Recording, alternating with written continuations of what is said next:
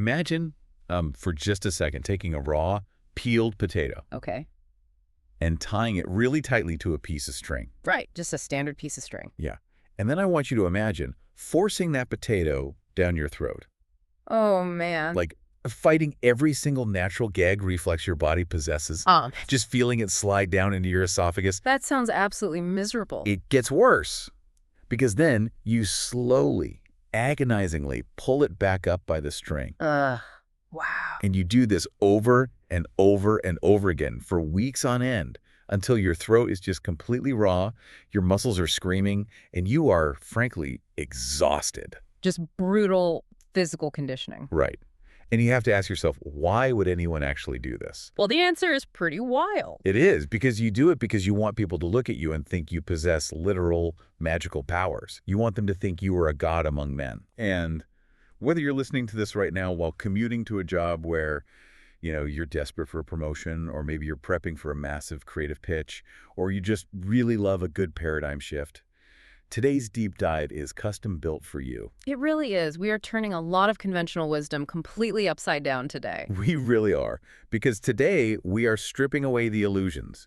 We're diving into the dark, grueling, and quite frankly, heavily guarded secrets behind the appearance of effortless success. Yeah, and it's a really profound contradiction when you think about it. How so? Well, from the moment we enter the school system, right, we are conditioned to show our work. Oh, literally, like in math class. You don't get the points unless you show the steps. Exactly. We're told that visible effort is this huge virtue. If you sweat, if you stay late at the office, if you visibly strain, society pats you on the back. Right, the whole hustle culture thing. Totally. But the reality of human psychology, and really the reality of power, is entirely different. Okay, let's unpack this, because the central theme we are exploring today is rooted in Law 30 of the 48 Laws of Power. Yes, Law 30. And the thesis is that human beings are actually fundamentally repelled by the sight of visible strain, especially in leadership or mastery. They really are. When we see someone sweating and laboring intensely just to impress us, it breaks this vital psychological spell. Right, and the mandate of Law 30 is incredibly simple on the surface, but it's deeply demanding in practice. It's just make your accomplishments seem effortless. Which is so hard to do. So hard. So the core mission of our deep dive today is to explore why working incredibly hard is simply not enough. It's just the baseline. Exactly. If you want true mastery, if you want to command genuine awe from the people around you, you have to aggressively, almost ruthlessly, hide the sweat, hide the toil, hide all the clever little tricks that actually got you to the finish line. Right, because nature doesn't reveal its tricks. Oh, I love that comparison. Think of a sudden devastating lightning strike or a massive tidal wave. It simply arrives with this terrifying, awe-inspiring grace. You don't see the atmospheric pressure building behind the scenes. You don't see the gears turning? Exactly. You just experience the phenomenon. And imitating that natural effortlessness is the ultimate shortcut to appearing immensely powerful. Because we're drawn to people who seem to defy the laws of gravity, right? Or economics or physics. We want to believe in magic. And when you expose the grueling mechanics of your own success, you just drag yourself back down to the realm of ordinary mortals. You're just a guy who worked a 60-hour week. Exactly. You're no longer a genius. You're just tired. So we know that exposing your process ruins your aesthetic aura. But how does someone actually conceal their effort in real time, especially when the creation process is inherently messy? It's a great question. Let's ground this in history. You brought this incredible story to my attention about artistic creation in 17th century Japan. Yes, this is one of my favorites. Paint the picture for us. Who are Date Masamune and Tenyu? Okay, so we are looking at the early Edo period in Japan. Date Masamune is one of the most powerful, fearsome feudal lords of the time. He was called the One-Eyed Dragon, right? Yes, the One-Eyed Dragon. A man of immense wealth, incredibly refined tastes, and crucially, a very short temper. A dangerous guy to disappoint. Very. and he demands the absolute best. So he summons a renowned painter named Tanyu to his castle. Okay. He wants Tanyu to decorate the set of massive, magnificent 7-foot-high gold leaf screens. 7-foot gold screens. I mean, that is an intimidating canvas. Massive. Just the raw materials alone must have been worth an absolute fortune. A literal fortune. So Tanyu arrives, he inspects these pristine, glowing gold screens. He decides that stark black and white ink sketches would create the most striking contrast. Makes sense. So he goes home to sleep on the idea, and the next morning Tanyu arrives early at the Lord's apartment. And here's where it gets crazy. Right. The process he begins is, well, to the untrained eye, it borders on absolute insanity. Yeah, he doesn't just pull out a delicate little brush and start sketching outlines. Not at all. He mixes a massive sloshing basin of pitch black ink. Okay.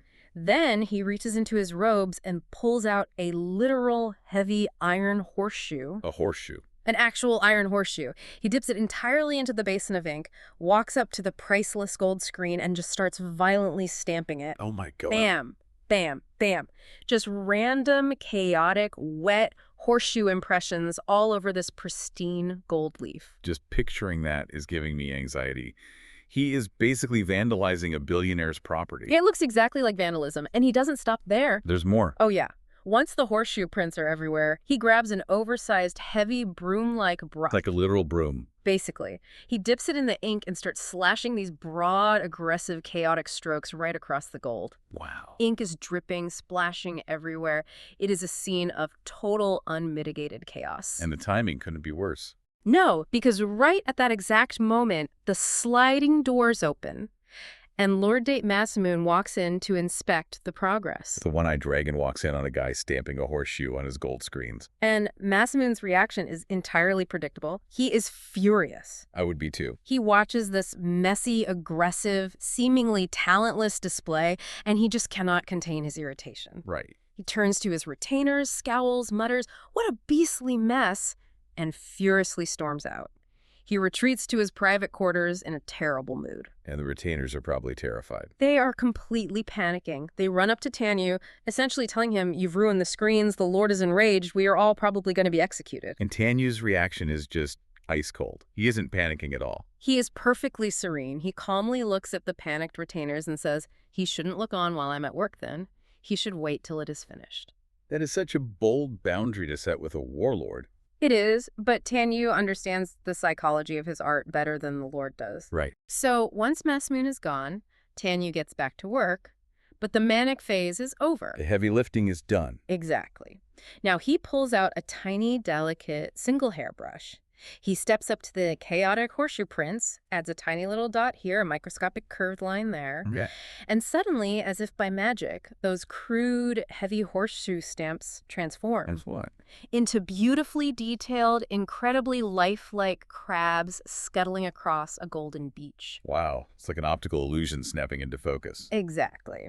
Then he moves to those aggressive, messy broom slashes. He adds a few delicate vertical lines, and the slashes instantly become elegant rushes blowing in the wind along a riverbank. That is amazing. He moves to the second screen, literally splashes droplets of ink from his fingers all over it, adds a few rapid strokes, and suddenly the random splatters become a dynamic, breathtaking flock of swallows darting gracefully over a cluster of willow trees. The transformation from chaos to absolute grace. And when Lord Masamune is finally invited back into the room to see the completed work, his anger evaporates entirely. He must have been floored.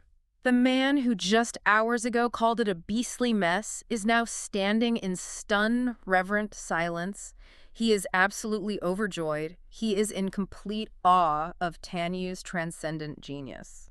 Okay, but let me push back on this a little bit. Sure. Because I think this is where the historical parable clashes with our modern sensibilities. In what way? Well, in today's context, especially in the corporate world or the creator economy, doesn't sharing the messy process build trust? We hear the word authenticity thrown around constantly. Right. If I'm leaving a team and they watch me draft a messy email or they see the raw, broken code I'm writing before it finally compiles, doesn't that make me more relatable as a leader? Doesn't the struggle prove that I'm putting in the work? It absolutely makes you more relatable, and it might very well build sympathy. Right. But this raises an important question, and it's the real crux of Law 30. Are you trying to be pitied, or are you trying to be respected and admired? Wow, okay. Because sympathy and awe cannot coexist in the same psychological space. Whoa. Sympathy and awe cannot coexist. Tell me more about that. Think about the power dynamics of those two emotions. Awe requires a power dynamic where the observer feels smaller than the creator. Right. You look up at something awe-inspiring. Exactly. Sympathy, however, requires the observer to feel equal to or even slightly greater than the person they are sympathizing with. Oh, I see. You look down or horizontally to pity someone's struggle. Right. You cannot physically or psychologically look up in awe and look down in sympathy at the exact same time. That makes so much sense. So when Date Masamune saw the horseshoe, he wasn't feeling awe. He felt like he was watching a laborer do messy construction work. Precisely. When Masamune saw the messy mechanics, he felt cheated. He was paying for magic, for elite refinement. And instead, he was forced to look at the ugly, sweaty reality of the sausage getting made. Nobody wants to see how the sausage is made. No. When you show your audience the messy process, the deleting and rewriting of the email, the struggling with the code, the late-night panic, you are showing them that your final product is made of very ordinary, mundane ingredients. You completely strip away the mystery. You completely strip yourself of your unique aura. If your team sees you agonizing over a basic task, they secretly think, well, if I had enough time and caffeine, I could probably do that too. Right. It demystifies your talent. The final product should appear to them as a sudden, brilliant manifestation, a stroke of genius, not a labored, exhausting, highly repeatable set of steps. So exposing your process ruins your aesthetic aura. It diminishes your perceived power. Absolutely. But what if the stakes are much higher than just a bruised ego or losing a little respect? What if showing your work actually makes you physically vulnerable to the people around you? Now we're getting into the danger zone. Exactly. This leads us perfectly into the next layer of this concept. If hiding the process protects the final product, what happens when you are literally obligated to teach your process to someone else? Like a mentor and an apprentice. Right, like a corporate mentor training a replacement or a coach training an athlete. Let's move from the art studio to the battlefield. Tell me about the wrestling master.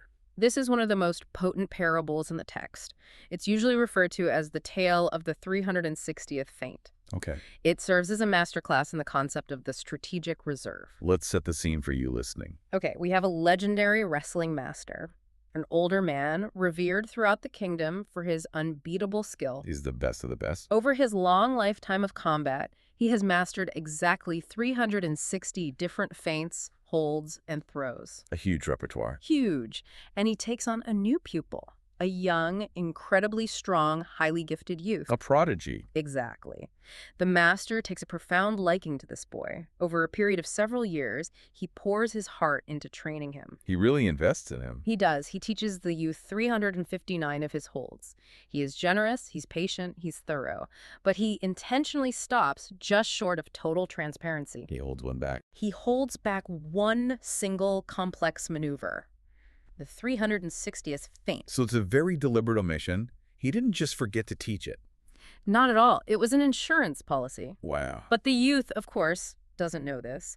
The young man masters the 359 holds and becomes absolutely lethal in the ring. He's crushing everyone. He starts defeating every challenger in the kingdom. His physical strength, combined with the master's techniques, makes him unstoppable.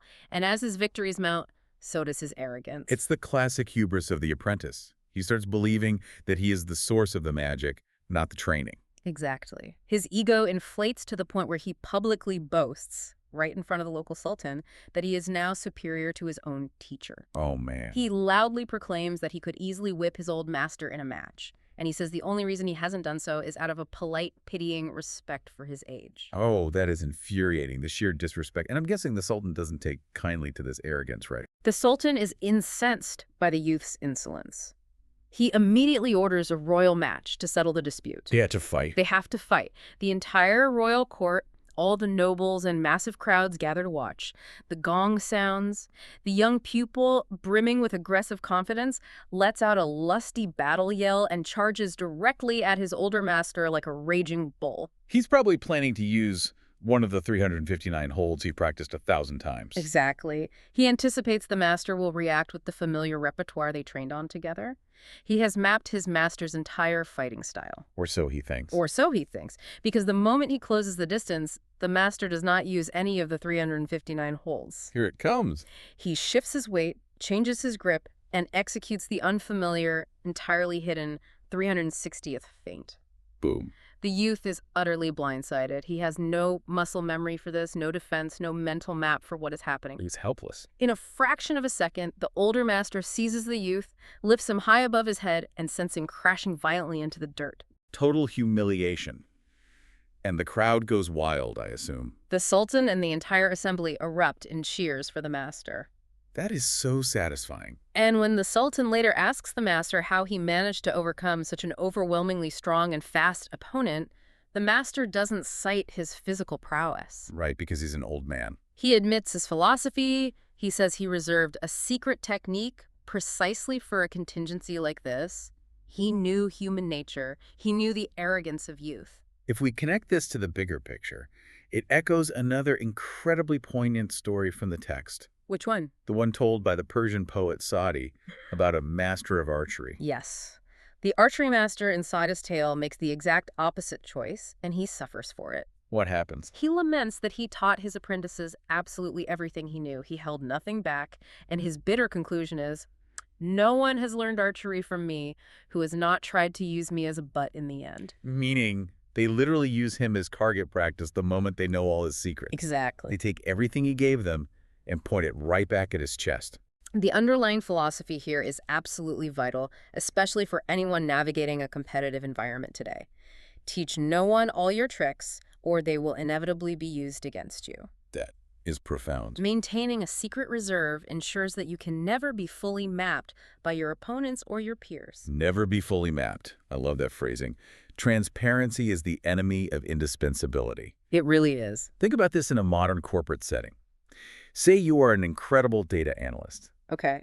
And you've built these incredibly complex, highly efficient macros that automate like 80% of your department's workload. You're the superstar. Right. Then your boss asks you to train the new hire. If you sit down and show that new hire every single line of code, every shortcut, every hidden efficiency hack you've developed over 5 years, You've just made yourself obsolete. you've handed over your 359 holds. And human nature being what it is, the moment that new hire feels they have mapped your entire skill set, they will consciously or subconsciously view you as replaceable. And the company will view you as replaceable. Exactly. If your process is 100% transparent, you are 100% vulnerable. You must hold back the 360th feint. You have to protect your magic. You must maintain a conceptual black box where your most critical problem solving occurs. This isn't malicious, by the way.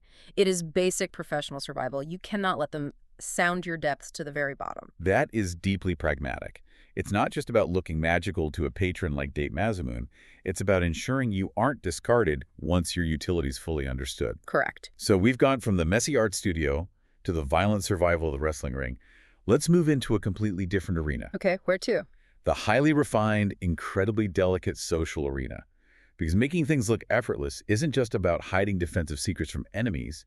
It is about achieving a very specific, almost spiritual kind of aesthetic perfection. Ah, yes. This brings us to the Japanese tea ceremony, the Cha no Yu, and an absolutely fascinating historical figure. We are talking about Senno Rikyu. If there is a patron saint of Law 30, it is him. He lived in the 16th century, and his rise to power is remarkable. Because he wasn't royalty, right? No, he was not born into a noble family. He was the son of a merchant. Yet he rose to immense prominence, becoming the most trusted and preferred tea master for Toyotomi Hideyoshi, the great unifier of Japan. And the tea ceremony back then, it wasn't just about drinking a hot beverage. It was a massive political tool. Oh, absolutely. It was the golf course of 16th century Japan. That's a great way to put it. It was where alliances were forged, betrayals were plotted, and incredible displays of wealth and culture were enacted. So the stakes were high. Very high. Hideyoshi relied on Rikyu not just as an advisor on cups and tea leaves, but as a core advisor on aesthetics, social dynamics, and subtle diplomacy. Wow. And Rikyu's entire governing philosophy, which revolutionized Japanese culture, was centered on one core tenet: appearing perfectly natural and ruthlessly concealing the agonizing effort behind one's work. He had an absolute zero-tolerance policy for fake effort, or what we would call a humble brag today. He despised it. The text gives us these two brilliant instances where obvious, visible effort completely ruined an experience for Rikyu. Yeah. Let's talk about the first one involving the antique gate. Right. So, Rikyu is walking with his son to attend a tea ceremony at an acquaintance's house. Okay. As they approach the property, his son, trying to show off his own aesthetic appreciation, points to the host's wooden gate. What's the gate look like? It's weathered, old, and looks like it belongs on a forgotten mountain shrine. The son says the gate gives the house an evocatively lonely appearance. He thinks this is a compliment. He does, because the aesthetic of the time valued rustic simplicity. Right. He thinks he's complimenting the vibe the host was going for. Like, wow, look how beautifully rustic and poor this guy is. But Rikyu immediately shoots his son down. He's not having it. He looks at the gate with utter disdain and says, "I don't think so." Rikyu points out that a gate of that specific wood in that specific state of antique decay doesn't just naturally exist in the city. Right, you can't just find that down the street. It was clearly hauled down from some incredibly distant mountain temple. Which means? The immense physical labor, the sheer amount of money, and the logistical nightmare required to locate, transport, and install that specific rustic gate screamed the exact opposite of simplicity. It screamed, look how incredibly hard I tried to look simple. Exactly. It's such a modern flex. It honestly reminds me of those billionaires who buy brand new, pre-distressed designer jeans that cost $2,000 just to look like they don't care about fashion. Yes. Or spending a fortune on an architect to make your mega mansion look like a humble barn. It is the ultimate affectation, and Rikyu actually left the tea ceremony early because he couldn't stand it. He just bailed. He knew that if the host strained that hard and spent that much money just to present a fake facade of poverty at the front gate, then the entire ceremony inside would be poisoned by that same desperate, sweaty effort to impress. The host failed because he didn't conceal the mechanics of his aesthetic. And the second instance Rikyu experiences is even more subtle, but honestly equally cringe-inducing. The lemon story. Yes. So Rikyu is having tea at a friend's house in the evening. They are eating, and the host announces he needs a relish for the dish he's serving. Okay. So very casually, the host grabs a lantern, steps outside into the darkness of his garden, reaches up into the shadows, cuts a fresh lemon off a tree, and brings it inside to serve. Now, initially, Rikyu is charmed. He thinks, oh, how lovely, a spontaneous, natural moment. It appears to be an effortless interaction with nature, but then the host serves the dish. Right. The host serves the freshly cut lemon alongside an incredibly rare, incredibly expensive Osaka rice cake. And instantly, the psychological spell is broken for Rikyu. He connects the dots. He does, because you don't just happen to have a wildly expensive, hard-to-get Osaka rice cake casually lying around, and then spontaneously decide you need to step out into the dark to cut a lemon to go with it. The context revealed the heavy, desperate planning. The host had orchestrated the whole spontaneous lemon-cutting routine in the dark hours in advance, just to show off his cleverness and his beautiful garden to Rikyu. It was a play. It was pure, rehearsed theater masquerading as natural grace. And Rikyu, disgusted by the contrivance, politely declined the expensive cake, excused himself, and walked out. What's fascinating here is defining what Sen no Rikyu actually considered the height of beauty. To him, true mastery was the sudden appearance of something naturally, almost accidentally graceful. Accidentally graceful. The moment the audience, in this case, the highly perceptive Rikyu, senses the contrivance, the effect is totally spoiled. The host accidentally revealed how hard he was trying to appear effortless. He showed his hand. It's the ultimate backfire. You try so hard to look cool, you become the exact opposite. Precisely. But we have to contrast those failures with one of Rikyu's greatest successes. Because Rikyu wasn't just a critic, he walked the walk. He certainly did. And this story about the snow is just breathtaking. It perfectly illustrates the hidden labor required to create true, natural beauty. So, Emperor Hideyoshi is scheduled to visit Rikyu's home for a morning tea ceremony. A huge honor. But the night before the visit, it begins to snow heavily. Now, Rikyu's garden is famous for these beautiful, perfectly placed stepping stones leading to the tea house. As the snow falls, those stones are going to be buried. which is a problem. If Rikyu were an ordinary man, he would either leave them buried, which ruins the aesthetic bath, or he would wait until morning and frantically have his servants out there with shovels and brooms. Desperately clearing the stones while the emperor arrived. Right, sweating and apologizing for the mess. Which would display massive visible effort and ruin the serenity of the emperor's arrival. So Rikyu devises a brilliant hidden mechanic. What does he do? In the middle of freezing night, while the snow is still falling, Rikyu takes perfectly sized, round, flat woven cushions. He places one exactly over each individual stepping stone in the garden. He literally caps them. He caps them. The snow continues to fall for hours, covering the garden and burying the cushions. Okay. Just before dawn, the snow finally stops. Rikyu goes out into the freezing, pristine white garden. He carefully lifts the snow-covered cushions off the stones and hides them away. Wow. What remains are pristine, dark stepping stones, entirely unencumbered by snow, surrounded by an absolutely perfect, untouched white blanket. That's a genius. There are no shovel marks, there are no swept piles of snow, there are no footprints. When Emperor Hideyoshi arrives, he is simply stunned.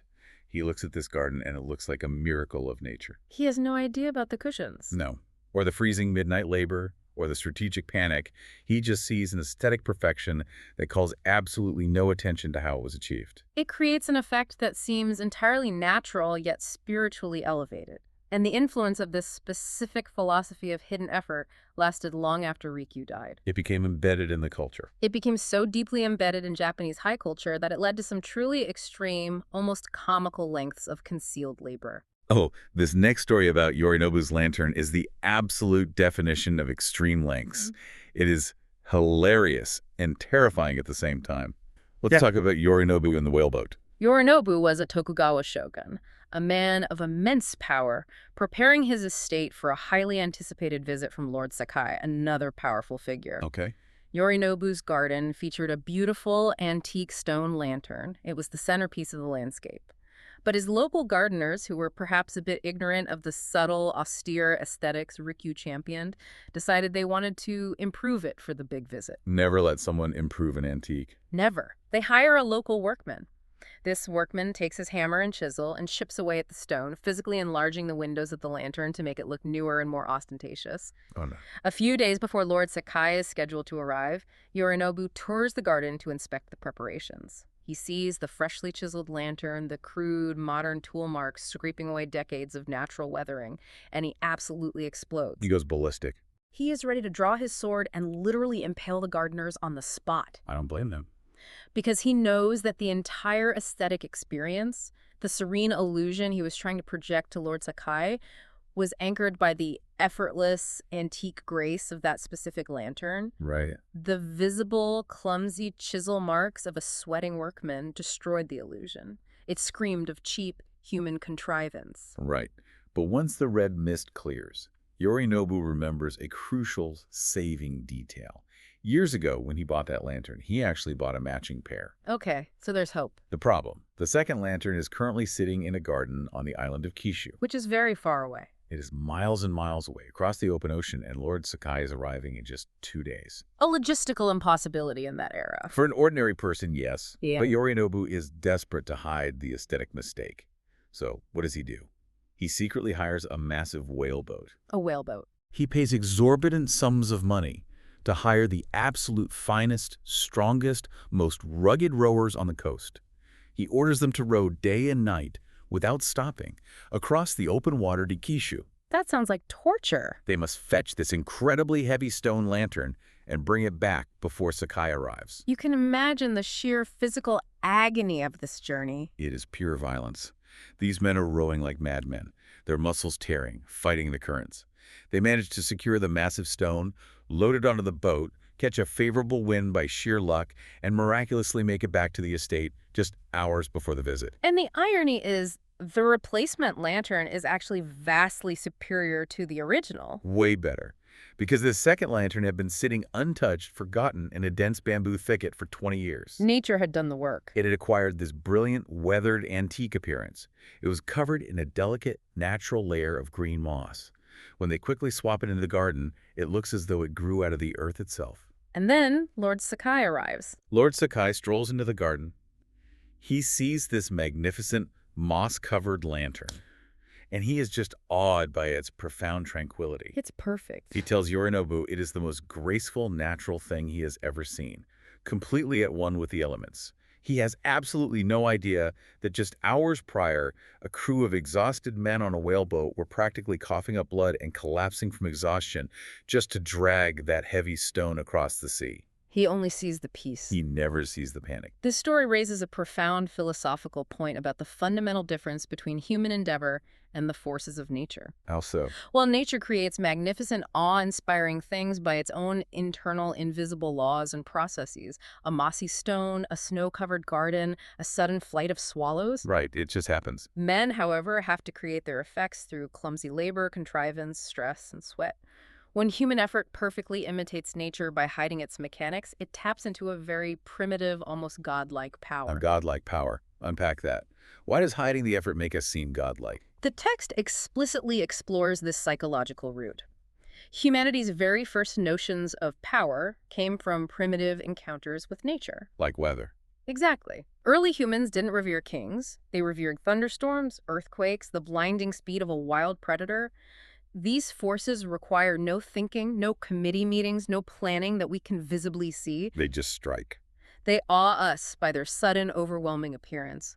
When you keep your effort to yourself, you subconsciously approximate that same natural elemental power. Oh, that makes sense. The moment people see the sweat, the rowers bleeding on the boat, the receipt for the imported gate, the deleted drafts of your email, this spell is broken. You become just another mortal who works hard, rather than a force of nature. I love that framing. A force of nature. Now, if the Japanese tea ceremony represents this quiet, private, deeply aesthetic, almost introverted version of effortlessness, our next subject represents this exact same law applied to loud, aggressive, public, death-defying spectacle. A total shift in tone. Let's leave 17th century Japan and jump to the golden age of mass entertainment. We have to talk about Harry Houdini. Harry Houdini is arguably the greatest masterclass in applying Law 30 to mass public perception. He built an entire global empire on this one concept. He really did. He literally built his act as the impossible possible. And when you read the accounts of his escapes, you really understand why people genuinely thought he was supernatural. He didn't just seem clever, he seemed immortal. Let's look closely at the 1904 London manacle escape. Yes, picture the scene for us. The Hippodrome Theatre in London is packed to the rafters with 4,000 screaming, sweating people. They are there to watch Houdini face the ultimate challenge. And what's the challenge? A Birmingham lockmaker has spent 5 solid years constructing a single, terrifying pair of manacles. 5 years for one pair of handcuffs. The psychological setup here is crucial. Houdini is deliberately elevating the stakes.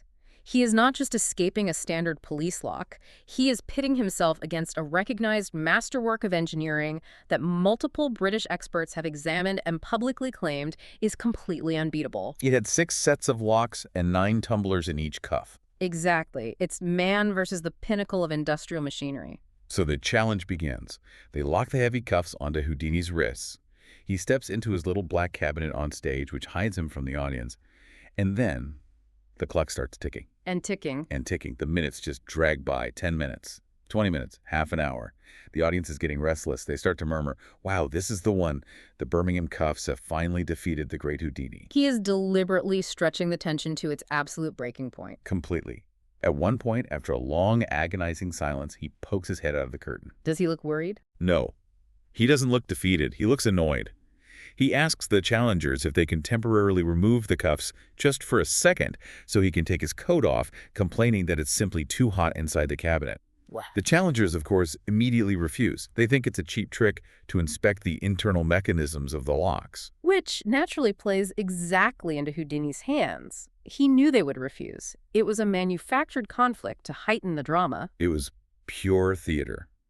Undeterred, Houdini steps entirely out of the cabinet, standing in full view of the 4,000 Londoners. Handcuffed. With his hands firmly locked together in front of him, he manages to shrug his coat up over his shoulders, contort his arms to turn the coat inside out, pull a closed penknife from his vest pocket using only his teeth, open the blade with his teeth, and then twisting his neck wildly, he literally cuts the coat completely off his arms. That is insane. The audience absolutely roars with approval. It's an insane display of physical dexterity and flexibility. And notice what he achieved there. He broke the tension, gave the audience a spectacular mini-show, and proved his physical dominance, Right. all while making his eventual escape seem even more daunting because he is clearly dealing with restrictive, heavy machinery. So he goes back into the dark cabinet, finally, after nearly an hour has passed, which is a lifetime in stage time. He emerges. Mm-hmm. His hands are free. He holds the intricate shattered manacles high in the air. The crowd goes into an absolute frenzy of adulation. And here is the vital psychological detail of that moment. Okay. Even though it took him a full hour of intense hidden labor to pick those locks, when he emerged, he did not look exhausted. He wasn't panting. He wasn't rubbing his wrists in pain. There was no sign of lingering doubt or fatigue on his face. He made it seem as though he dragged the hour out simply to heighten the drama and make the audience and the challengers sweat. It was all part of the show. He projected the overpowering aura that he could have escaped in 5 minutes if he really wanted to, but he was merely toying with them. The complaint about the heat, the dramatic cutting of the coat. It was all an elaborate, meticulously rehearsed act to make the deeply mathematically difficult seem casually, playfully manageable. He was a psychological genius. Right. He understood that the struggle couldn't be visible. And over the years, the feats just got more and more absurd. What else did he do? Oh, he escaped from the chained carcass of a giant embalmed sea monster near Boston. A sea monster? Yes. He had himself sealed inside a giant paper envelope and managed to get out without breaking or tearing the paper. He appeared to pass straight through solid brick walls. He wriggled out of straitjackets while dangling by his ankles from skyscrapers. Just terrifying stuff. He sat totally submerged in locked glass cases full of water, holding his breath for impossible lengths of time. And maybe the craziest visual. He made a 10,000-pound elephant disappear on stage. An elephant. An illusion he repeated for 19 weeks straight, in an auditorium where there was literally nowhere for an elephant to hide. The sheer volume and variety of these escapes, combined with his total, unbreakable silence on his methods, led a large portion of the public to genuinely believe he possessed occult forces. People actually thought he was magic. They thought he was a psychic Superman who could literally dematerialize his bones. But the text reveals the stark reality, the hidden sweat. This is where we bring it back to that potato on a string. Exactly. Houdini's true secret wasn't magic, and it wasn't ghosts. It was an obsessive, almost psychotic dedication to mechanical engineering and a superhuman level of agonizing physical conditioning. The training stories are wild. Early in his career, Houdini toured with an old Japanese performer who taught him a horrifying ancient trick. Which was? How to physically swallow a small ivory ball down into your stomach and then use your throat muscles to regurgitate it on command. That sounds dangerous. To master this, Houdini didn't use magic. He took a small, peeled potato, tied it firmly to a piece of string, swallowed it, and just practiced pulling it back up and down, up and down. Ow. He did this endlessly, fighting his gag reflex, training his esophageal muscles until they were strong enough to move the potato without needing the string.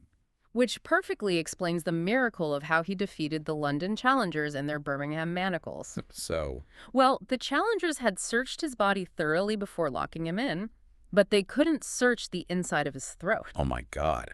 Because of the agonizing hours he spent with that potato, he could easily conceal the tiny, specialized lock-picking tools he needed right in his esophagus and simply bring them back up once the curtain closed. That is dedication. He spent his entire life poring over dusty, ancient books on mechanics, studying centuries-old sleight-of-hand techniques, and obsessively keeping his body as limber as an acrobat's. But the public never, ever saw the potato on the string. They never saw the bleeding throat. They only saw the effortless magic. And his absolute refusal to explain his mechanics drove his rivals absolutely crazy. Which brings us to one of my favorite stories in the entire text. The Clopini duel. It is a masterpiece of outwitting someone who thinks they are smarter than you. Clopini is a fascinating foil to Houdini. He was a German escape artist, and he was furiously jealous of Houdini's fame. Naturally. Clopini starts going around Europe loudly telling everyone that Houdini is a complete fake. He claims Houdini doesn't have any occult power or genius. He says Houdini just relies on elaborate, hidden mechanical gadgets and rigged locks. Which is kind of true, but still. Clopini even goes so far as to claim he personally beat Houdini in a handcuff challenge in Holland. Bold claim. Houdini usually ignored rumors, knowing they fed his mystique, but he would not tolerate an outright public lie regarding a challenge. So, in 1902, Houdini forcefully and publicly challenges Clottini to a head-to-head handcuff duel. Clopini accepts, and he feels incredibly confident because he thinks he has the ultimate trick up his sleeve. What's his plan? Through a spy he planted in Houdini's camp, Clopini manages to discover the secret combination code to a specific, highly complex pair of French combination cuffs that Houdini travels with. The spy got the code. Yes. The secret word to unlock these French cuffs is CLEFS, which is the French word for keys. So, yeah, us. Clopini's plan is brilliant in its simplicity. He will choose those exact cuffs on stage during the duel, lock himself in, instantly dial in the code, and easily escape. Thereby proving to the world that Houdini's so-called genius is nothing but a reliance on simple mechanical props that anyone can operate. It is a solid, rational plan. But he forgets he is dealing with a master of human psychology. On the night of the challenge, the theater is packed. Okay. Houdini offers Clopini a choice of cuffs from a table. Clopini, acting entirely predictably, immediately hones in on the French combination locks. Just as planned. He even asks to take them behind a private screen for a moment to test them. Behind the screen, he dials in CLEFS. The cuffs click open perfectly. So he knows it works. He comes back out from behind the screen, smirking, radiating total arrogant confidence. But Houdini senses something is up. Or rather, Houdini acts like he senses fraud. Right. He looks at Clopini, looks at the cuffs, and suddenly refuses to lock Clopini in. He accuses Clopini of foul play. He causes a scene. They start arguing loudly, the argument escalates, and then it turns into a literal, physical wrestling match right there on the stage. Two escape artists rolling around on the floor. The two men are grappling, pushing, fighting over the cuffs.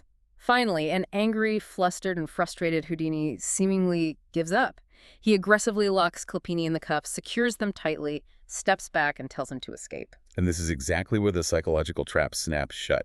Clopini is locked in. He smiles at the audience. He assumes he just needs to quickly dial in CLEFS. He turns the dials. But it doesn't work. The cuffs won't open. He tries again. Nothing. Minutes turn into a half hour. Then an hour. Clopini is straining.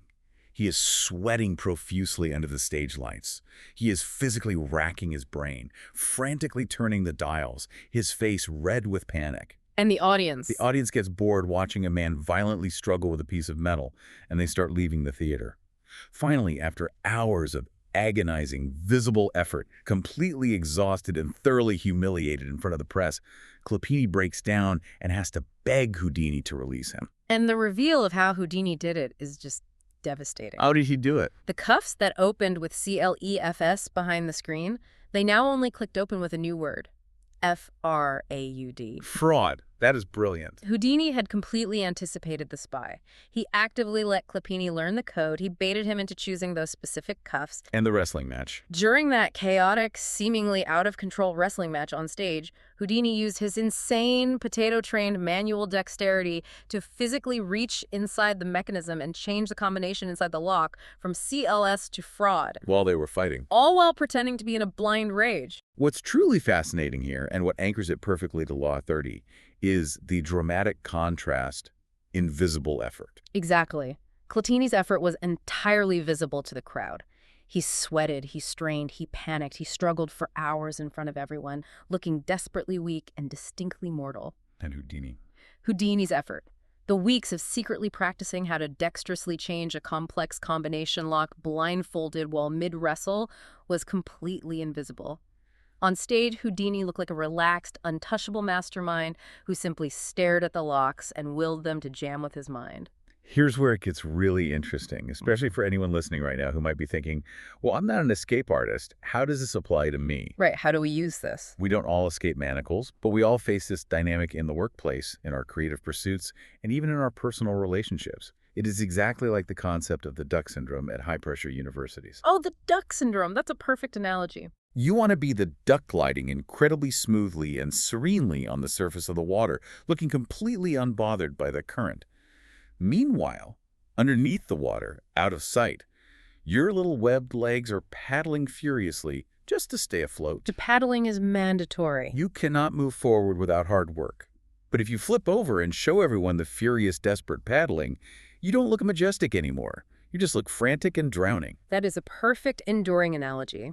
And it aligns beautifully with a profound quote from the 17th century Spanish philosopher Baltasar Gracian, which the text highlights to cement this point. What do you say? Gracian wrote, "The wise man does not allow his knowledge and abilities to be sounded to the bottom if he desires to be honored by all. No one must know the extent of his abilities lest he be disappointed. No one ever has an opportunity of fathoming him entirely. For guesses and doubts about the extent of his talents arouse more veneration than accurate knowledge of them, be they ever so great." Guesses and doubts arouse more veneration than accurate knowledge. That is so counterintuitive to how we are raised. It really is. We inherently think, if my boss just knew exactly how many hours I studied this weekend, if they saw all my spreadsheets, they would respect me more. Grecian is saying the exact opposite. He is saying, no, if they know exactly how you did it, if they see the math, they will stop worshiping you. Exactly, because if they know the exact formula, your magic becomes a mundane equation. Yes. If I know it takes exactly 400 hours of studying flashcards to pass a bar exam, I don't revere your intellect, I just acknowledge your time management skills. Mystery is a core, irreplaceable component of power. And this idea of manufacturing mystery, of being the duck, actually have incredibly deep historical roots.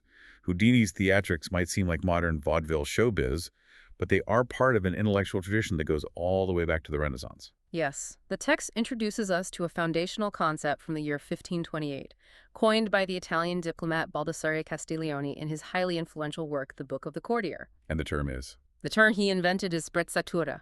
Sprezzatura. Just rolling the word around in your mouth sounds elegant. Break that down for us. What did it mean to the Renaissance elite? Castiglione describes sprezzatura as the defining characteristic of the ideal courtier or leader. He defined it as the capacity to make the intensely difficult seem remarkably easy. The illusion of ease. He urged his readers to practice in all things a certain nonchalance which conceals all artistry and makes whatever one says or does seem uncontrived and effortless. It was a rejection of visible try-hard behavior. And this wasn't just advice for politicians making speeches. It profoundly dictated the art world. Look at Michelangelo. He's the perfect example. He is arguably the greatest, most naturally gifted artist in human history. Yeah. Yet he strictly forbade anyone, even his wealthiest patrons and the popes who funded him, from viewing his works in progress. He kept everyone out. He kept his studio entirely locked and shut to the public. And it wasn't just out of a paranoid fear that rivals would steal his techniques. What was it then? It was because he knew, instinctively, that seeing the wooden scaffolds, the choking marble dust, the hundreds of discarded sketches, and the physical exhaustion of chiseling would ruin the magic of the final reveal. He understood the psychology. He wanted the statue of David to just appear to the world in an atmosphere of divine natural beauty, as if God had simply placed it there. And we can see the severe negative space of this law, what happens when you violate it, when we look at another Renaissance artist who failed to grasp sprezzatura.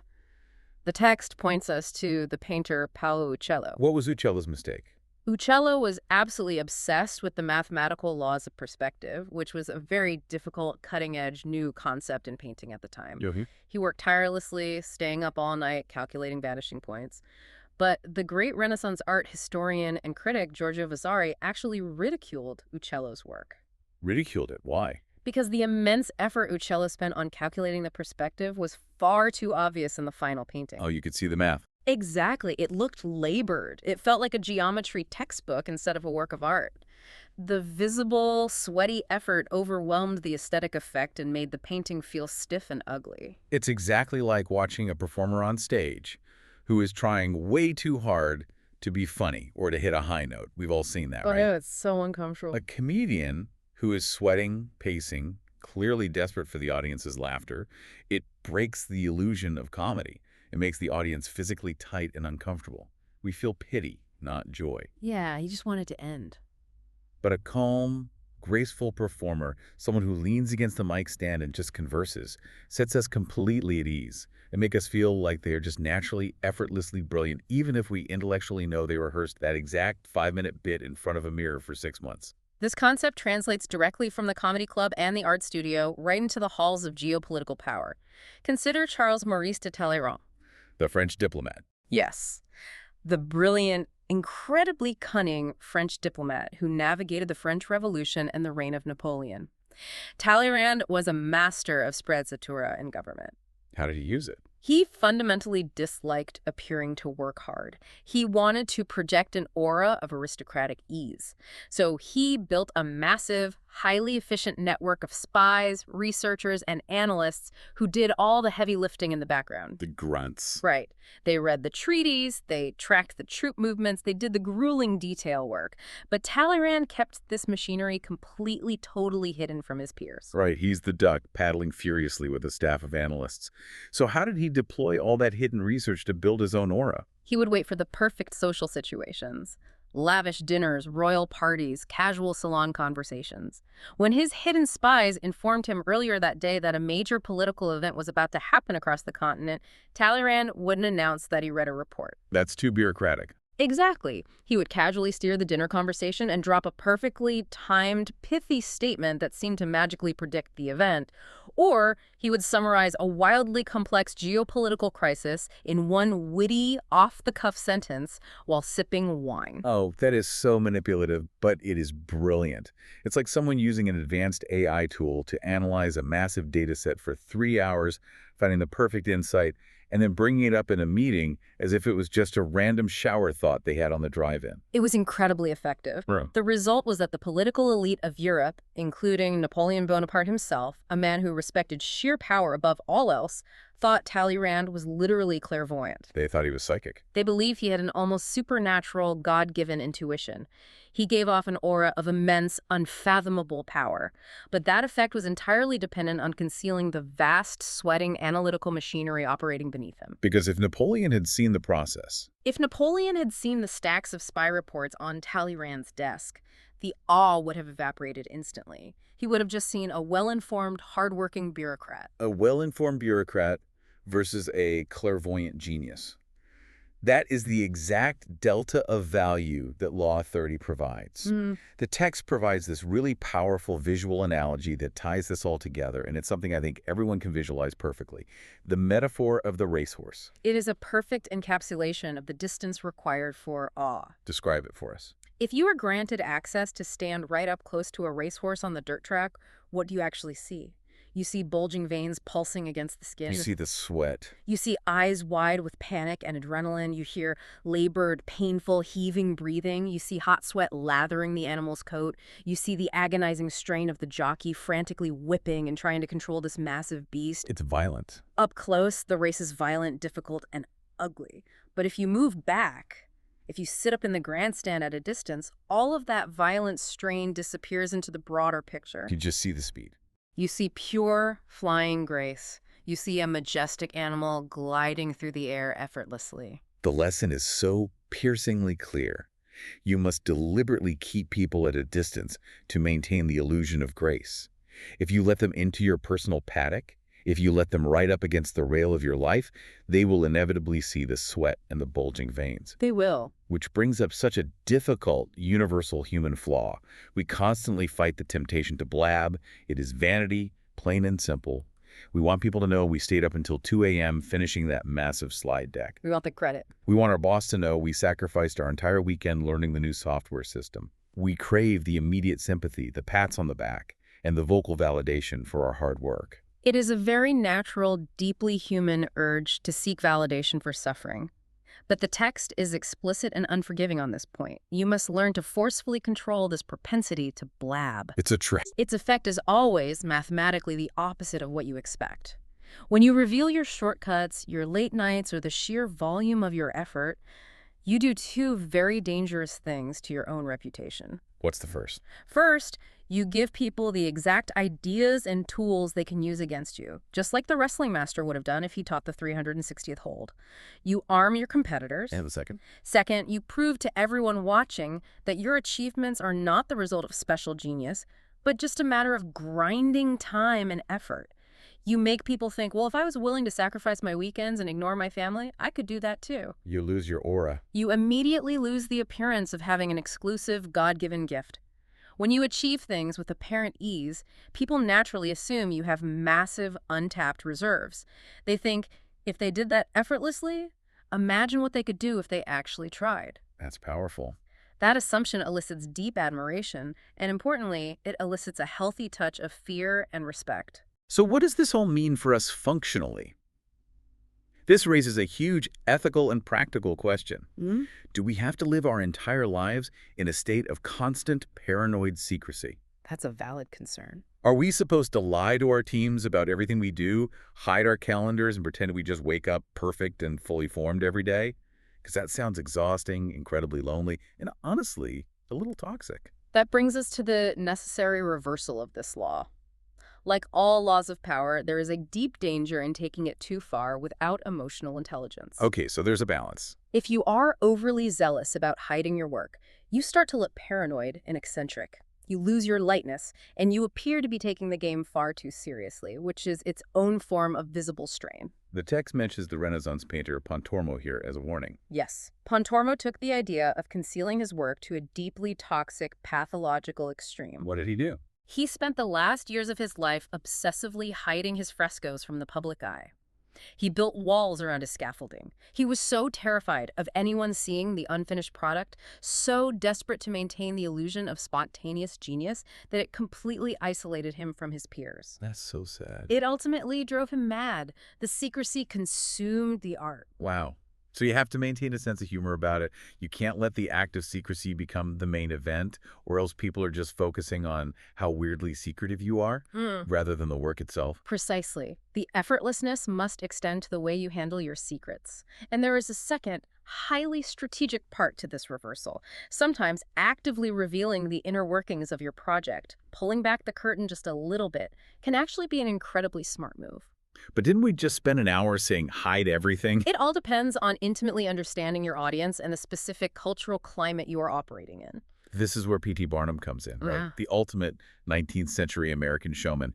He did the exact opposite of Houdini in some ways. He really did. Barnum actually wrote a massive, wildly popular autobiography right at the height of his career. And in it, he publicly revealed his own tricks. He laid out all his humbuggery, his hoaxes, and his marketing scams for the entire world to read. Why did that work so well for him when we just said secrecy is the foundation of power? It worked because Barnum fundamentally understood the sociology of his specific audience. Houdini was playing to a crowd that desperately wanted to believe in supermen, magic, and the occult. They wanted gods. And Barnum's audience. Barnum was playing to mid-19th century America. He deeply understood the rough, egalitarian, democratic spirit of his time. His audience didn't want to worship inaccessible European-style aristocrats or gods. They enjoyed the act of debunking. They like to peek behind the curtain. They loved pulling the pompous down to earth. By revealing some of his tricks, Barnum made the American public feel like they were in on the joke.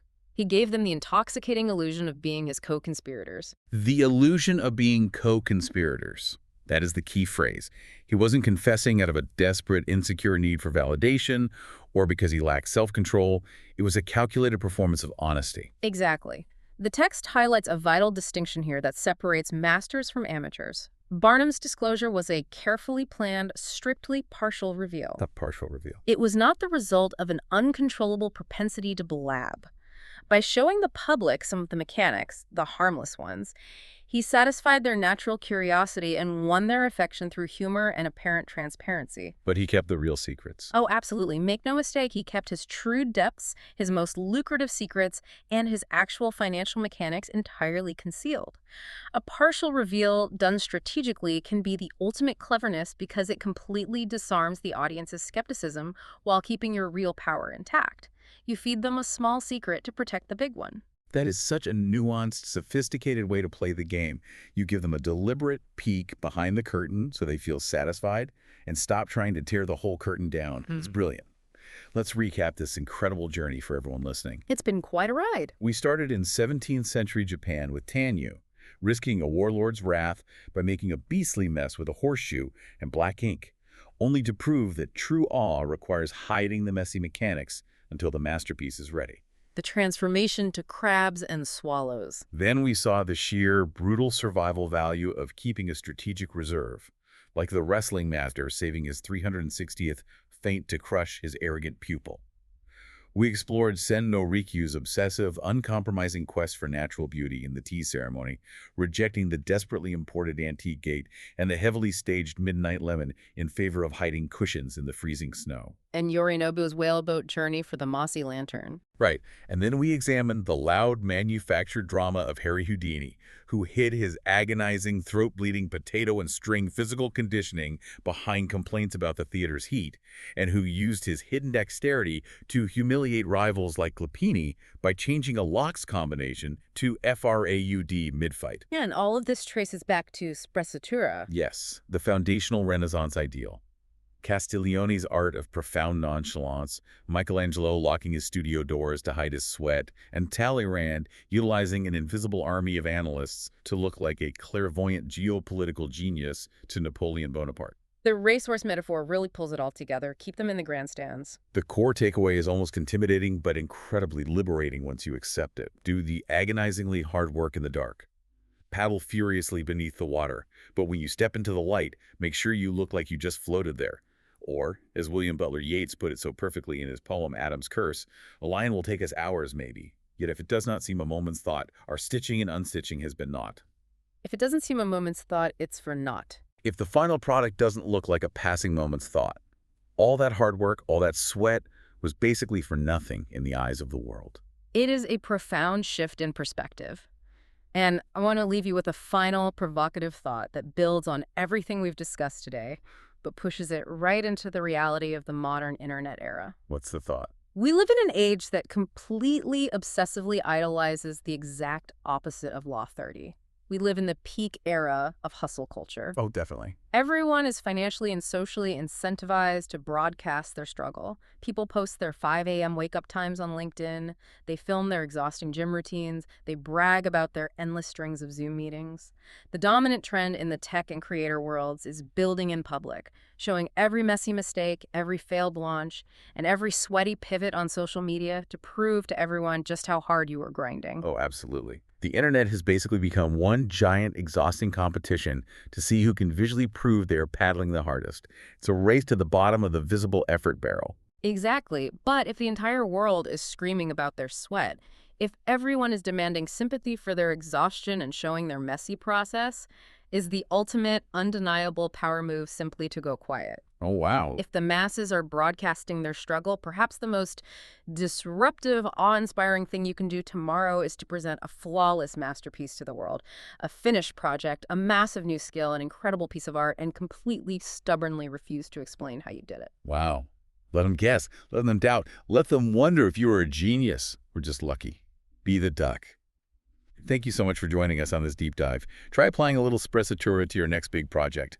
Bite your tongue before you brag about how late you stayed up working, and see what happens when you let the final result speak entirely for itself. Until next time.